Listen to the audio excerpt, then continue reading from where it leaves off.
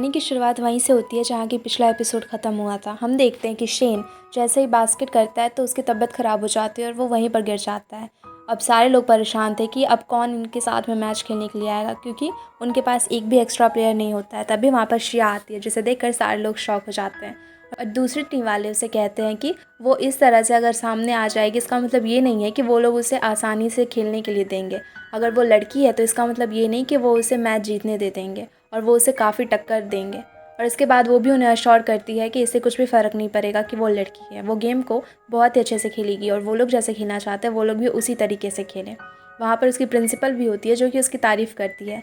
वहीं पर कोच हान भी होते हैं जो कि उसकी तारीफ़ कर रहे होते हैं और चुरन भी उसे देखकर स्माइल करता है। और मैच शुरू होता है और सारे लोग काफ़ी अच्छे से खेल रहे थे और लास्ट में बहुत ही कम टाइम बचता है और उन्हें बास्केट करना होता है। तभी वहाँ पर बॉल लिंगजुआन के हाथ में आता है और तभी उससे टुट्टू की बात याद आती है कि किस तरह से उसने उसे कहा था कि अब वो उसे बिल्कुल भी डिस्टर्ब नहीं करेगी, वो जो करना चाहता है वो उसे करने के लिए देगी। और इसलिए उसे बुरा लगता है और वो बहुत ही अच्छे से लाइन को क्रॉस करने से पहले ही बास्केट को शिया के हाथ में दे देता है, जिस वजह से शिया बास्केट कर लेती है और अभी दोनों टीम बराबर पर होते हैं और ये लोग काफ़ी खुश हो रहे होते हैं। अभी वहाँ पर दूसरी टीम का प्लेयर जल्दी से बास्केट कर देता है और ये लोग उस पर ध्यान ही नहीं दे पाते, जिस वजह से कि वो लोग एक पॉइंट ज़्यादा हो जाते हैं। और अब यहाँ पर शिया की टीम हार चुकी थी, लेकिन फिर भी वो लोग एक पॉइंट से हारते और इस तरह से उन्होंने मैच को खेला था जैसे कि कोई ध्यान नहीं दे पा रहा होता है।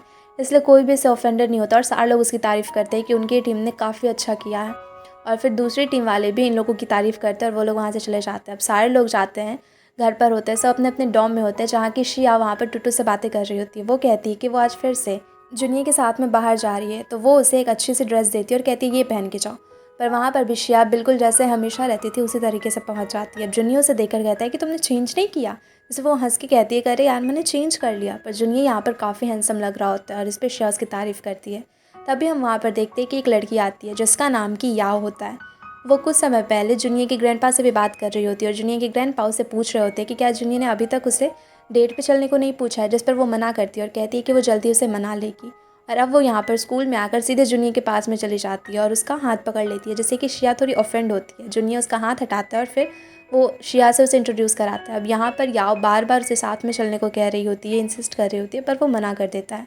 और दूसरी तरफ एना और वो सारी लड़कियाँ खड़े होकर इन लोगों को देख रही होती है। एना जहाँ की बताती है कि याओ कभी भी उसकी जिस चीज़ पे भी नज़र पड़ती है वो हमेशा उसे लेकर ही रहती है। और ये सोचकर वो थोड़ी देर के बाद शिया के पास में जाती है और वो उसे सारी चीज़ें बताती है और कहती है कि तुम मेरी अच्छी ओपोनेंट हो, मुझे याव नहीं चाहिए, और इसलिए दुश्मन का दुश्मन तो दोस्त ही होता है, तो हमें फ्रेंडशिप कर लेनी चाहिए।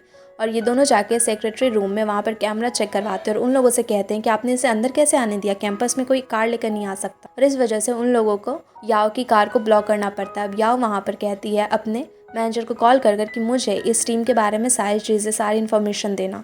और फिर हम देखते हैं दूसरी तरफ टुट्टू बाहर जा रही होती है, उसे फील्ड ट्रिप के लिए कुछ समय के लिए बाहर जाना था। और जाते समय जब वो सबको बाय कहती है तो वो कहती है कि वो उसने एक सीनियर से भी बात की और वो कुछ दिनों के लिए उसकी जगह पर यहाँ पर आके काम वाम कर दिया करेंगी, ताकि इन लोगों को किसी भी चीज़ की परेशानी ना हो। और फिर वो वहाँ से चली जाती है और हम देखते हैं कि ये सीनियर कोई और नहीं बल्कि याओ ही होती है।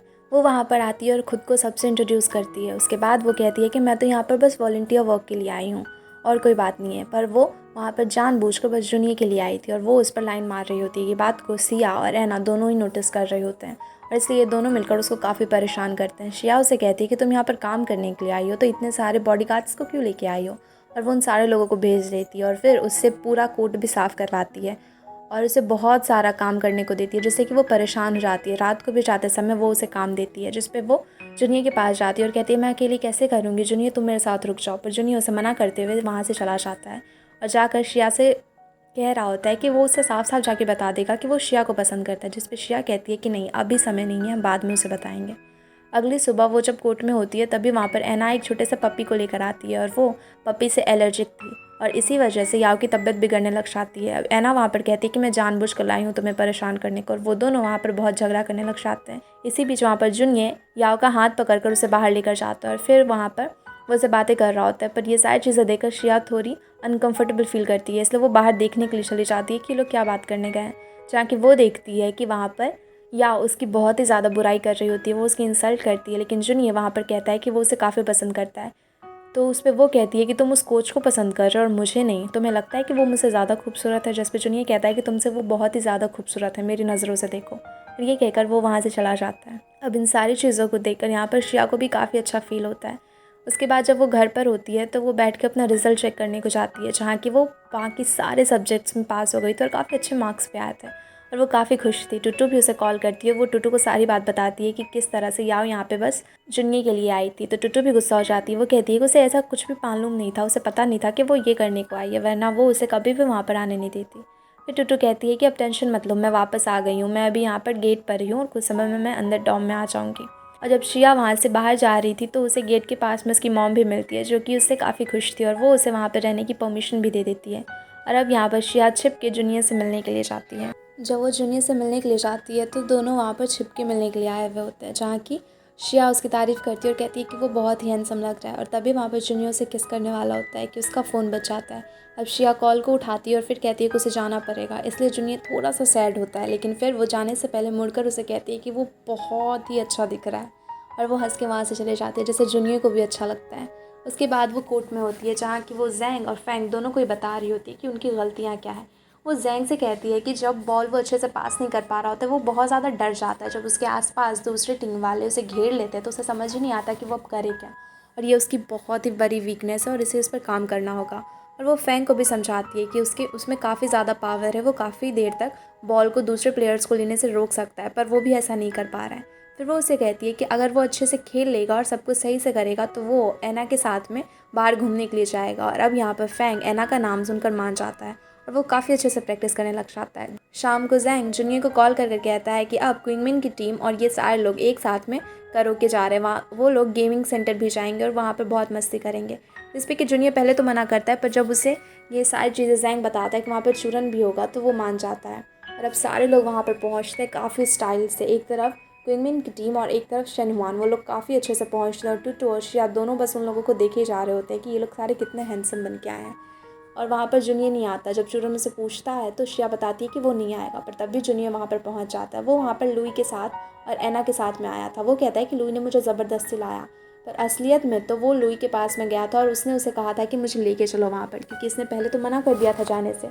अब ये लोग जब गेमिंग सेंटर जाते हैं तो ये लोग काफ़ी मस्ती कर रहे होते हैं, सभी एक साथ में घूम फिर रहते हैं। चूरन, शिया और जूनियर एक साथ में होते हैं, जहाँ कि ये दोनों ही शिया को इम्प्रेस करने पे लगे हुए थे। एना भी जूनियर के पीछे में जाने लग जाती है, पर लुई उसे वहाँ पर पकड़ कर लेकर चला जाता है और कहता है कि चलो हम लोग वो दूसरा वाला स्पोर्ट्स खेलते हैं, और उसे वहाँ से लेकर चला जाता है ताकि वो उन लोगों को डिस्टर्ब ना कर सके। दूसरी तरफ हम देखते हैं कि यहाँ पर टुटू को एक दूसरा ही लड़का होता है, वो उस दूसरी टीम वाला बे नाम का, जो कि उसके साथ में घूम रहा होता है। और यहाँ पर टुटू भी उसके साथ में काफ़ी इंजॉय कर रही होती है और इसे देख कर लिंग जुआन मन ही मन बहुत ज़्यादा जेलस हो रहा होता है।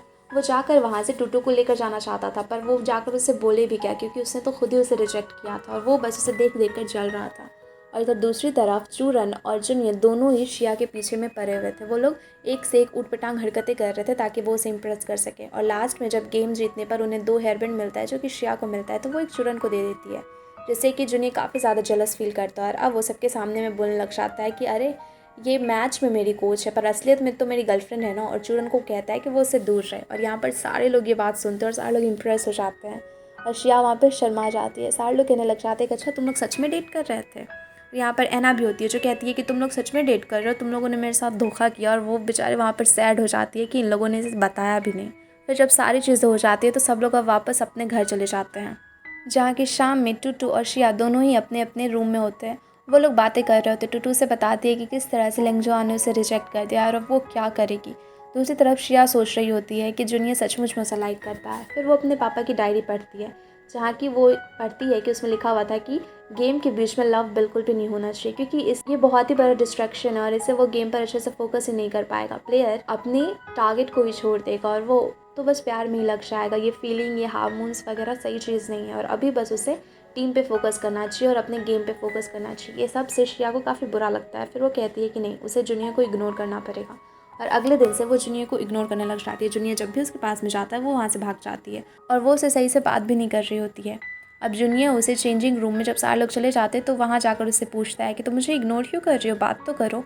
पर यहाँ भी शिया भाग जाती है। और अब हम देखते हैं कि दूसरी तरफ चूरन अपने दोस्तों के साथ में, अपने टीम मेंबर्स के साथ में आ रहा होता है, जहाँ कि वो लोग बातें कर रहे होते हैं। चूरन फिर से अभी शिया से मिलने के लिए आया हुआ था और शिया से बातें कर रहा होता है। वो उसकी टीम के लिए बहुत सारे सप्लीमेंट्स वगैरह भी लाया था और वहाँ पर जब हम देखते हैं कि जुनिये भी आ जाता है और जुनिये वहाँ पर श्रेया को उसके साथ में देखकर काफ़ी ज़्यादा गुस्सा हो जाता है। वो चूरन से कहता है कि तुम प्रैक्टिस से ज़्यादा तो यहीं पर आते रहते हो, प्रैक्टिस वगैरह नहीं करना क्या? जिस पे कि श्रेया उसे डांटते हुए कहती है कि तुम कोच के लाइफ में इंटरफेयर मत करो, और फिर वो चूरन के साथ में बाहर चली जाती है। जुनिये तो बेचारा बस देखता ही रह जाता है कि ये आखिरकार हुआ क्या। अब बाहर में वो चूरन से बातें कर रही होती है और तभी वहाँ पर चूरन को मैसेज आता है जो कि उसके टीम मेंबर ने किया था। वो कह रहा होता है कि कोच काफ़ी ज़्यादा गुस्सा है, इसलिए वो जल्दी से वापस आ जाए। और अब श्रेया भी उसे कहती है कि उसे प्रैक्टिस पे ध्यान देना चाहिए और वो यहाँ पर कम आए, और फिर उसे बाय बोलकर भेज देती है। अब चूरन जब अपने कोच से मिलने के लिए जाता है तो वो उस पर काफ़ी ज़्यादा गुस्सा करता है। वो कहते हैं कि मुझे प्रॉब्लम नहीं है अगर तुम श्रेया से मिलने के लिए जा रहे हो, आफ्टर ऑल तुम दोनों बचपन के दोस्त हो, लेकिन तुम अगर इस तरह से गेम पे फोकस नहीं करोगे और ट्रेनिंग को मिस करोगे तो मुझे सोचना पड़ेगा किसी और को कैप्टन बनाने के लिए। और वो उसे वार्निंग देकर वहाँ से भेज देते हैं। दूसरी तरफ हम लिंगजुआन को देखते हैं जो कि कोर्ट के बाहर में खड़ा होता है। वो सोच रहा होता है कि वो अंदर कैसे जाए, टूटू भी तो होगी और उसने उसे रिजेक्ट कर दिया। उसे खुद को नहीं पता था कि वो उसे लाइक कर रहा है, बस उसे जेलसी और ऐसी फीलिंग्स आ रही थी। वो समझ ही नहीं पा रहा था कि ये क्या है। फिर वो अंदर जाकर जैंग और फ्रैंक दोनों से ही पूछता है कि अच्छा ये बताओ, मेरे फ्रेंड को एक परेशानी है, अगर वो किसी लड़की को पता नहीं शायद लाइक करता है, लेकिन उस लड़की ने उसे पहले प्रपोज़ किया था पर उसने उसे रिजेक्ट कर दिया। अब उसे समझ नहीं आ रहा है कि वो क्या करे, और वो ऊट पटांग से चीज़ें उसे पूछने लग जाता है जिसपे कि जैंग और फैंग दोनों ही समझ जाते हैं, लेकिन फिर भी जैंग उसे उल्टे सीधे जवाब देने लग जाता है। वो कहता है कि अब तो कोई भी चांस नहीं है, अब तो चाहे वो कुछ भी कर ले वो लड़की उसे पसंद करेगी ही नहीं। उसने उसे रिजेक्ट जो कर दिया और लड़कियों को ये सारी चीज़ें ज़्यादा बुरी लग जाती है, अब तो उसका कुछ नहीं होगा। इससे लिंगजुआन बेचारा परेशान हो जाता है। फिर वो शेन के पास में जाता है, लेकिन वो उस समय काम कर रहा होता है। वो कहता है कि मैं बहुत बिजी हूँ, इसलिए प्लीज़ बाद में आना बात करने। अब उसके बाद लिंगजुआन लास्ट में जुनिये के पास में जाता है। वो उसे पूछता है तो जुनिये उसे कहता है कि मुझे नहीं पता, मेरे साथ तो कभी ऐसा हुआ नहीं, इसलिए मैं तुम्हें कुछ भी बता ही नहीं पाऊँगा। और वो उसकी बातों पे ध्यान नहीं देता और फिर कहता है कि कॉफ़ी पीते हैं ना, हम लोग एंजॉय करते हैं। और यहाँ पर भी बेचारे लिंगजुआन को कुछ भी नहीं मिलता। अब उसे समझ नहीं आ रहा होता है कि वो क्या करे। दूसरी तरफ हम देखते हैं कि जब जुनिये कोर्ट में जाता है तो वो वहाँ पर श्रेया के बारे में पूछता है। तो सब उसे बताते हैं कि आज एक्चुअली में टूटू का बर्थडे है और वो सबसे ऊपर वाली छत पे होती है, रूफ टॉप पे, वहाँ पे वो सजावट कर रही है। अब वहाँ पर जुनिये भी चला जाता है और वो उसकी हेल्प करने लग जाता है। वो उसकी अच्छे से सारी सजावट में मदद करता है। वो कुछ बॉक्सेस को लेकर आ रही होती है जिसे जुनिये पकड़ने के लिए कहता है, तो वो कहती है कि बहुत भारी है, पर फिर भी वो ले लेता है और उसे पता चलता है कि सच में बहुत भारी था। अब सारे काम करते करते शाम हो गई थी और रात होते ही वो लोग सारे लाइट्स को जलाते हैं जिससे कि काफ़ी अच्छा लग रहा होता है आसपास। अब वहाँ पर श्रेया ऊपर चढ़ के एक बलून को ले रही होती है जहाँ की जुनिया उसे कहता है कि तुम गिर जाओगे इसलिए नीचे आ जाओ। वो उसे गोद में लेने के लिए कहता है जिसपे कि वो कहती है कि वो बहुत भारी है और वो उसे उठा नहीं पाएगा, पर फिर भी उसे जुनिया कहता है कि अरे मैं संभाल लूँगा ना, तुम आ जाओ। जैसे वो आती है तो वो दोनों गिर जाते हैं और वहाँ पर एक्सीडेंटली उनका किस भी हो जाता है। अब ये दोनों थोड़े ऑकवर्ड हो जाते हैं और इसे तो समझ ही नहीं आ रहा होता है कि अब श्रेया क्या करे, क्योंकि वो इतने टाइम से इसे इग्नोर करने की कोशिश कर रही थी, पर अब लास्ट में जाके वो लोग इतने ज़्यादा क्लोज़ हो गए थे और वो लोग इसी के बारे में सोच रहे होते हैं और ऑकवर्ड फील कर रहे होते हैं। दूसरी तरफ हम याओ को देखते हैं जो कि ग्रैंडपा के पास में बैठी हुई होती है और वो यहाँ पर ग्रैंडपा को भड़का देती है क्योंकि अब जूनियर ने तो उसे रिजेक्ट ही कर दिया था, उसके पास में कुछ ऑप्शन तो बचा नहीं था, इसलिए वो ग्रैंडपा को ही कह देती है कि वो वहाँ पर बस बास्केटबॉल नहीं खेल रहा बल्कि वो तो कोच को डेट कर रहा है और इसी वजह से वो वहाँ पर गया है। इसे सुनकर ग्रैंडपा भी काफ़ी ज़्यादा गुस्सा हो जाते हैं। दूसरी तरफ अब हम फिर से देखते हैं जहाँ कि सारे लोग अब टूटू को लेकर आते हैं और वो ये सारा सजावट सब कुछ देखकर काफ़ी ज़्यादा खुश हो जाती है।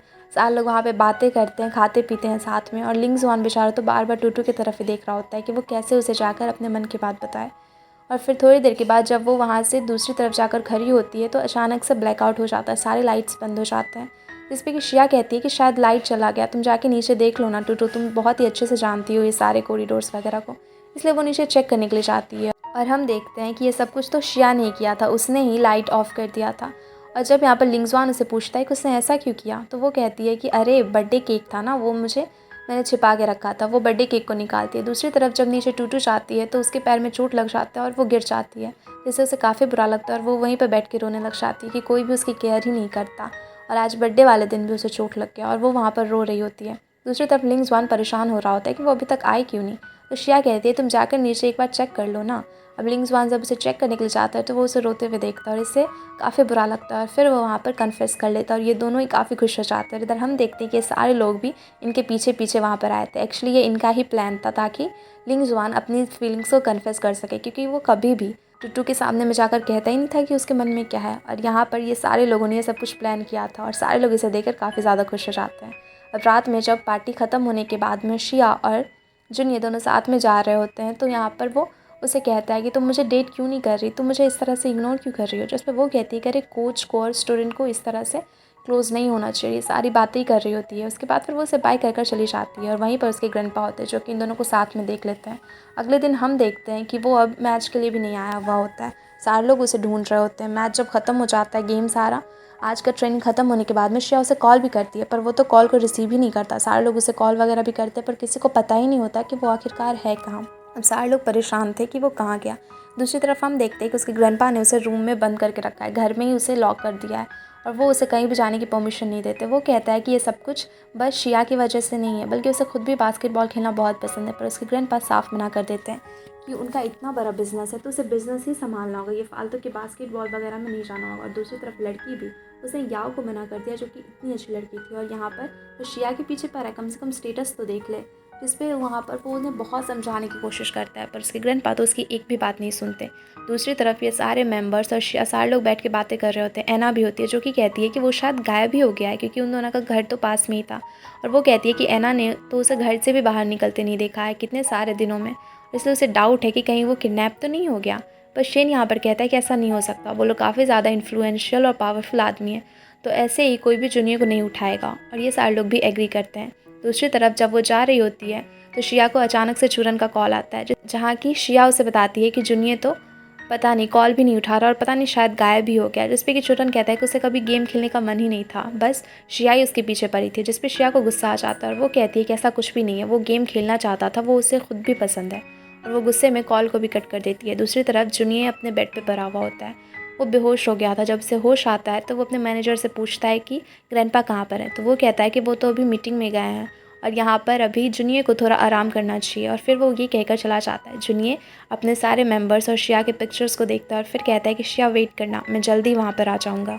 दूसरी तरफ अब लिंगजुआन और टुट्टू एक साथ में खाना खा रहे होते हैं। वहीं पर शिया भी बैठी हुई थी और उन दोनों को लवी डबी होते हुए देखकर उसे काफ़ी ज़्यादा बुरा फील हो रहा था। वो बार बार जूनियर को याद कर रही होती है।